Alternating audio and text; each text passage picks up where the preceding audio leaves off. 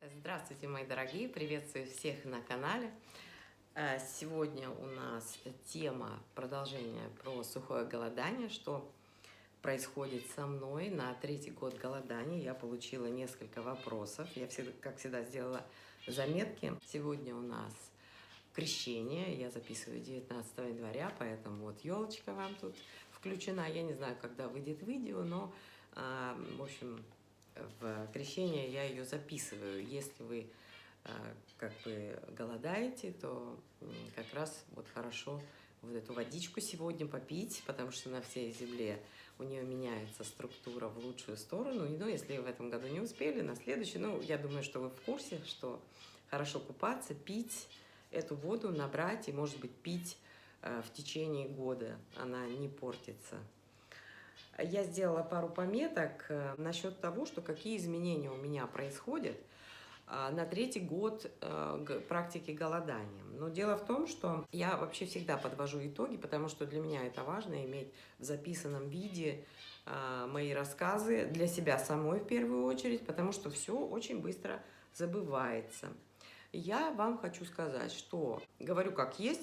В 2022 году, вот он как начался, у меня начали складываться так жизненные обстоятельства, что большую часть времени голодать я просто не могла, потому что голодать надо, чтобы это было приятно, без стрессов. Именно в 2022 году часто это было непрактично, неуместно, а иногда просто невозможно, потому что начался у меня год, у меня была травма ступни, и я, собственно, была на больничном до конца мая. И с лета, опять у меня с конца лета были подряд 2 плановые операции, одна из которых, кстати, на той же ступне, и вы представляете, что после наркозов, когда ты принимаешь обезболивающие, когда ты делаешь уколы, то есть тут голодать как бы не получится в этот момент, потому что ты не можешь отказаться от медикаментов, а голодание с медикаментами тоже никак не сочетается. Значит, мне нельзя было ходить, я мало двигалась, мне надо было несколько недель вообще находиться в постели. Вот рассказываю поэтапно, как это все происходило у меня.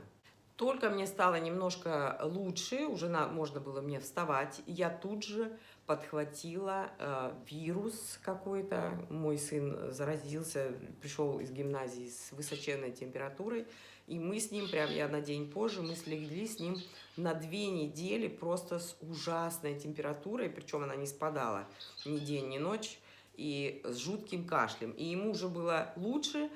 У меня кашель продолжился еще 2 недели, мне пришлось идти к врачу, что как бы это редкость для меня, чтобы я с простудой шла к врачу. Но этот кашель был просто, у меня выворачивал наизнанку. Я пила антибиотики, кадеиновые капли, в общем, еле-еле мы остановили этот кашель. В общем, это какой-то вирус, у нас все тут болели. Продолжаем. Я тут прервалась на звонок. О чем мы остановились? Это были плановые операции. Не подумайте о том, что я вот голодаю, и поэтому я замучилась и вот заболела. Нет, наоборот, когда практикуешь, никакие болезни к тебе не пристают. Если у тебя, например, простуда какая-то, там першит в горле, буквально ты выпил чай с лимоном, на следующий день все прошло. То есть ты очень быстро выздоравливаешь. И вообще я заметила, что за вот эти годы, когда я регулярно практиковала, я вообще практически простудой не болела, вообще ничем. Так вот, так как мы ведем таблицу голоданий, я думала, что за 2022 год я поголодала раза 2-3 максимум. Но по таблице я увидела, что было 17 раз, хотя вот мне казалось другое. Поэтому я говорю всегда, ведите таблицу голоданий в Excel, это ничего сложного из себя не представляет. Пишите дату, когда вы ходите, пишите, как вы чиститесь, с каким весом вы вошли. Точно так же можете даже между делом написать, как вы себя чувствуете. И потом, когда вы выходите, в какой день, какой у вас вес на выходе. Вот эта информация важна, во-первых, для вас, если вдруг вам нужна будет консультация врача там, или какие-то проблемы, или еще что-то, вы будете точно знать, когда и что и как у вас происходило, и что вы делали. Кстати, вот хочу обратить ваше внимание насчет вот своей ситуации, что у меня со ступнями, да, травмы, неоднократные и подряд. Это говорит о том, что я вот слишком быстрая вообще по жизни, и мне необходимо сбавить темп. И так как я первый раз не прислушалась особенно к сигналам тела и вот продолжила куда-то нестись, то меня жизнь поставила просто вот в определенную ситуацию, чтобы я уже точно притормозилась и замедлилась. Так что вот особенно когда вы практикуете, вы прям слушаете свое тело, его сигналы внимательно, оно вас никогда не обманет. Несмотря на то, что я вот мало двигалась на праздники, вот у нас были праздники подряд, я никогда не делаю никаких там ограничений, я ем все. Вес, конечно, я набрала, но незначительно. Так что могу сказать точно, что изменения в организме после практики очевидны, и это хорошо. Обмен веществ однозначно меняется. И вот со следующей недели я опять регулярно буду делать паузы в еде и воде, и я сброшу вот это лишнее. И вот сейчас, после того, как ты ешь, там празднуешь и так далее, организм сам просит, чтобы ты сделал паузу. Прямо он просит об этом, вот, и вы чувствуете, что вам хочется сделать вот этот отдых, перерыв от еды и воды. Организм не тратил на это энергию.